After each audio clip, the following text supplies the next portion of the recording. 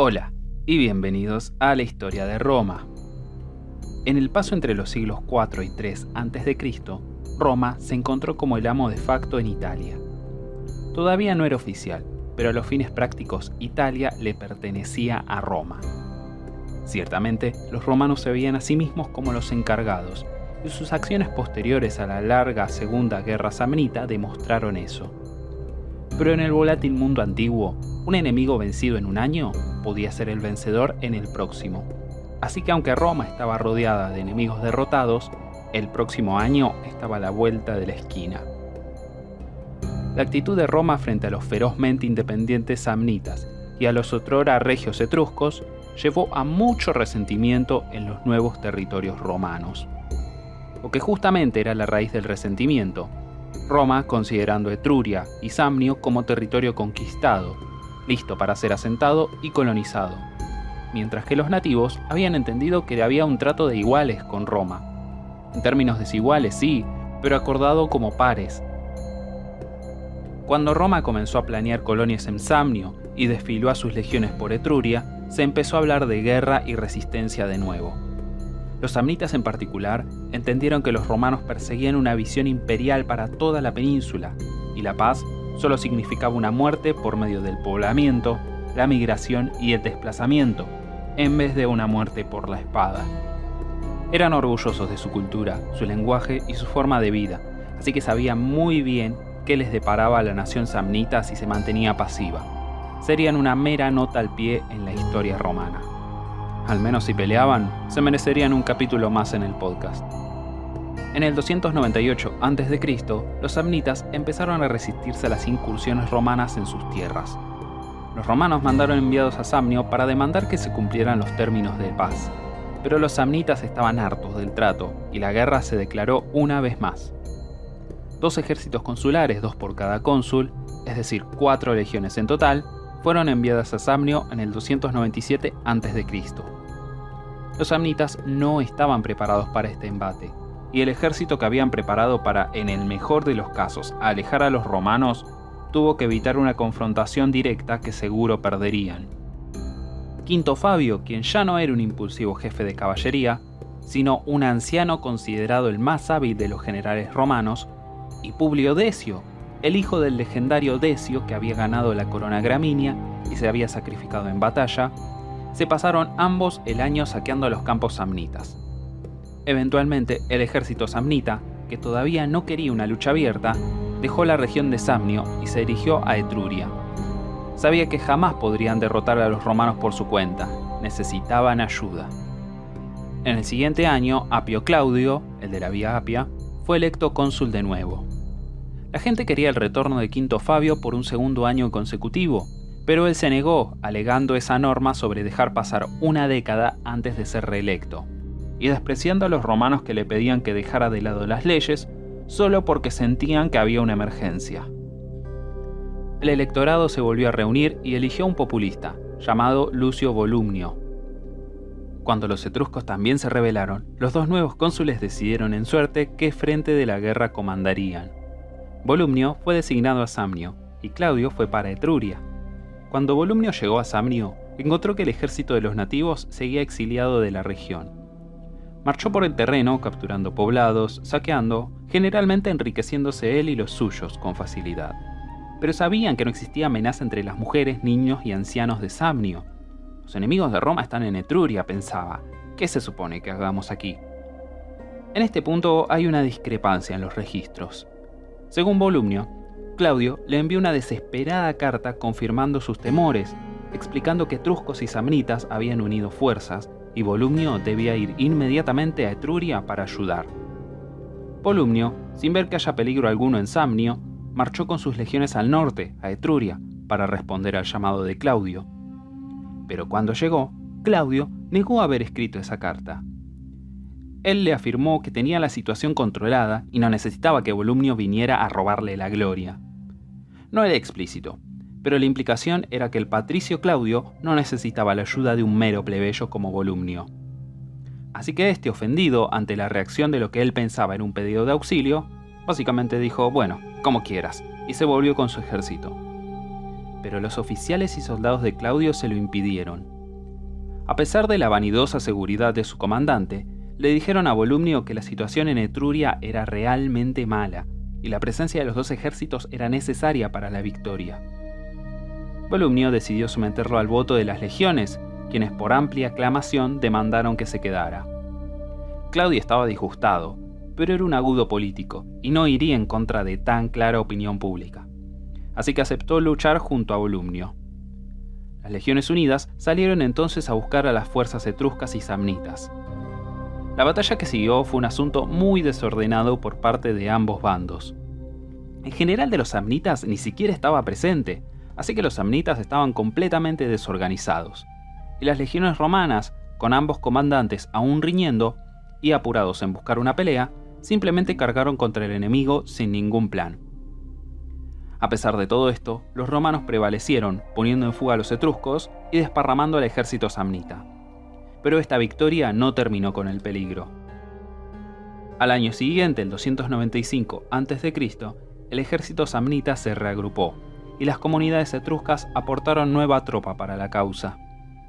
En adición, los umbros, una tribu montañesa del norte de los montes Apeninos, se unió oficialmente a la coalición contra los romanos. Y, sorpresivamente, las tribus galas que se asentaron en el valle del Po permitieron que los etruscos los contrataran como mercenarios, incrementando los números y el poderío del ejército que Roma debería enfrentar. Los ejércitos de estas 4 naciones se reunieron cerca de Clusio, en el norte de Etruria, para planear su próximo movimiento. En Roma se llevaron a cabo las elecciones consulares, y a pesar de muchas de sus protestas, Quinto Fabio volvió una vez más. Esta vez cedió ante la presión pública y aceptó el cargo. Su única condición fue que Publio Decio fuera su colega. Los dos habían sido compañeros consulares 2 veces antes y sirvieron juntos como censores. Había obvias desventajas tácticas en tener 2 cónsules enfrentados, como Claudio y Volumnio lo demostraron, y Quinto Fabio quería asegurarse que hubiera armonía en la cabeza del gobierno, mientras Roma enfrentaba al más grande enemigo que había encarado hasta ese entonces. La gente aceptó esta lógica, y Decio también volvió. Pero, pese a sus excelentes experiencias previas, las cosas empezaron con el pie izquierdo. El Senado quería asignar a Quinto Fabio a Etruria, sin darlo a suertes como siempre hacían. Decio protestó, alegando que no tenía problemas con ir a Samnio para pelear una guerra tranquila, pero no quería hacerlo arbitrariamente porque se consideraba al patricio Quinto Fabio como mejor preparado para el peligro inmediato en Etruria. Demandó que se sorteara y que la suerte decidiera. Por su parte, Quinto Fabio empeoró la situación, aceptando comandar el frente en Etruria y hasta declarando que era su derecho. Si no hubiera sido por su audaz decisión de entrar al bosque Siminio y asegurar a los nativos de allí como aliados, las legiones jamás habrían tenido las rutas de provisiones necesarias para hacer campañas en Etruria. Consideraba a ese territorio como su terreno y quería terminar el trabajo que había empezado. A esto siguió un acalorado debate, pero al final Quinto Fabio guió a sus legiones a Etruria sin tirarlo a suertes. A pesar de esto, cuando el Senado comenzó a recibir los reportes de Quinto Fabio del masivo ejército que se estaba reuniendo, y al recordar la terrible situación que atravesó Apio Claudio estando allí, llamaron a Decio desde Samnio y le pidieron unirse a Fabio en Etruria. Todos los enemigos de Roma estaban reunidos en el norte, y los romanos tenían que sí o sí, sin lugar a dudas, ganar esta batalla si querían tener algo de paz en su futuro. Así que Decio fue con su ejército al norte, dejando una pequeña guarnición para vigilar a los samnitas no combatientes del sur. Quinto Fabio era mucho más pragmático que Claudio, y cuando vio que llegaba Decio, lo recibió con los brazos abiertos. La gloria solo se obtendría con la victoria, y el tamaño del ejército de la coalición antirromana reducía drásticamente esa posibilidad. Juntas, las legiones estarían a la par de ese formidable enemigo. Los 2 ejércitos se encontraron cerca de Centino y acamparon frente a frente en una planicie. Desertores del campamento galo llevaron a los cónsules información de los planes de la coalición. Decidieron que los galos y los samnitas se enfrentarían a los romanos en el campo de batalla, mientras los etruscos y los umbros destruían el campamento romano. Esperaban atrapar a los romanos sin estrategia de escape y aplastarlos con la fuerza combinada de los 4 ejércitos. Pero ahora que sabían de sus planes, los cónsules tomaron medidas para evitar que llevaran esto a cabo. En una típica demostración de estrategia indirecta, un contingente de legionarios fue enviado a la campiña etrusca para atacar y quemar a su voluntad toda casa, comunidad, pueblo y campo que encontraran. Esta devastación no fue tolerada por los etruscos, quienes salieron del campamento para ir a proteger sus hogares. Habiendo desgajado a un cuarto de sus fuerzas y obstaculizado el plan de la coalición, los romanos inmediatamente instigaron la batalla, que los samnitas, galos y umbros aceptaron, abandonando su estrategia de ataque dual en favor de un solo ataque frontal. Estaban confiados en su victoria. Ese sería el día que quebrarían a Roma y se desharían de su yugo opresor en toda Italia.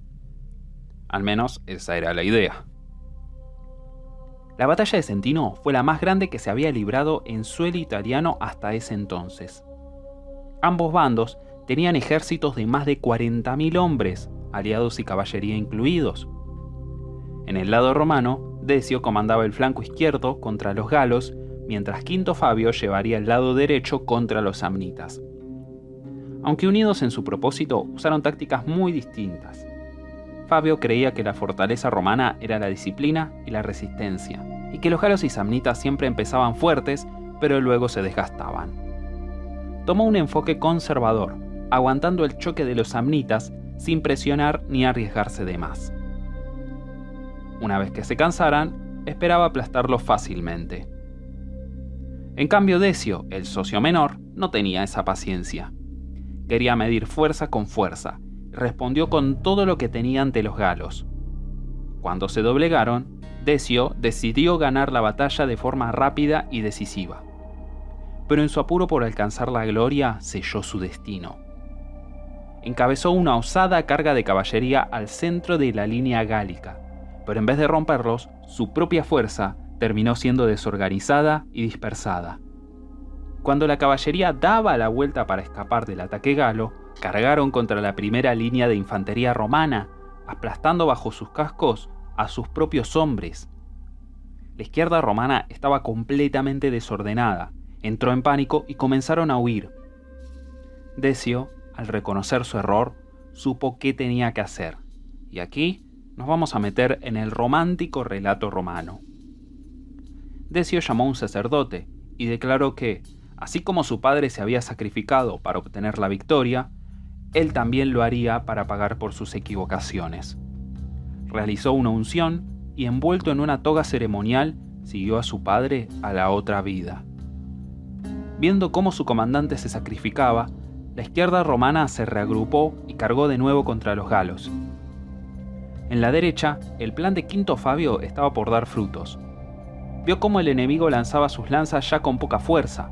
Entonces ordenó a su caballería y su línea del medio alrededor de la derecha para presionar el flanco samnita. Cuando voltearon, Fabio ordenó a su línea central que atacara sin tomar prisioneros. Los samnitas no podían soportar el ataque de dos lados y finalmente, después de un día entero de lucha, rompieron filas y huyeron. Los galos, junto con los umbros, estaban atrapados entre dos ejércitos y, reconociendo que la batalla estaba perdida, siguieron a los samnitas en dirección a la campiña etrusca. Los romanos habían enfrentado a un ejército combinado de las 4 tribus más fuertes de toda Italia y habían triunfado. La península le pertenecía ahora a Roma, y así seguiría siendo por los próximos 800 años. La guerra contra los samnitas duraría otros 5 años más, pero en Sentino se había sellado el destino de toda Italia. Un choque final entre los samnitas y los romanos tendría lugar en Aquilonia en el 293 a.C., con los romanos dominando por completo a un enemigo que alguna vez había sido más que un igual para la fuerza romana. Los samnitas estaban derrotados de una vez por todas, y la lucha de 5 décadas había terminado. Aunque no podían volver a tener la fuerza para resistirse a la dominación romana, el resentimiento samnita nunca moriría. 200 años después, los samnitas estarían en el centro de la guerra social, una revuelta italiana contra la discriminación romana. En esa guerra serían los primeros en salir al campo de batalla y los últimos en rendirse. Pero esa historia es para otro día. La próxima, pondremos nuestra atención en el sur. El nuevo sueño romano de un imperio italiano se estaba por convertir en realidad, y lo único que se interponía en su camino eran ahora las ciudades de la Magna Grecia. El tiempo había llegado para que las ciudades-estado independientes del sur reconocieran a un nuevo amo. Pero someter a los griegos no sería tarea fácil. Eran tan habilidosos como los romanos en la guerra y tenían los recursos de toda Grecia para apoyarlos. Y un general en particular, Pirro de Epiro, un pariente lejano de Alejandro Magno, los lideraría. Los griegos hacía poco habían conquistado medio mundo bajo el mando de Alejandro y eran la cumbre de la civilización en ese entonces. Serían los primeros choques entre los advenedizos romanos y los experimentados griegos que marcarían la transición del dominio griego al romano en el marco del Mediterráneo. Pero cuando Pirro abordó sus naves para ir a Italia, aún no sabía nada de esto. Pensó que partía para aplastar a una turba bárbara y quizás enriquecerse. No tenía idea aún de a quiénes se enfrentaba.